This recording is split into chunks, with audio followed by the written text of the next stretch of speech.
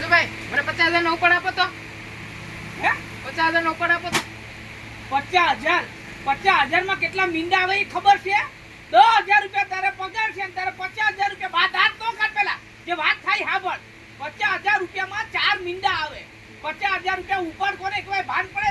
તારે હું 50,000 ને આઈફોન લેવા મારા આઈફોન. અલા તારે મગજ જેવું છે કે નહીં? અત્યારના છોકરાઓને કોણ ગાંડાઓને સમજાવે?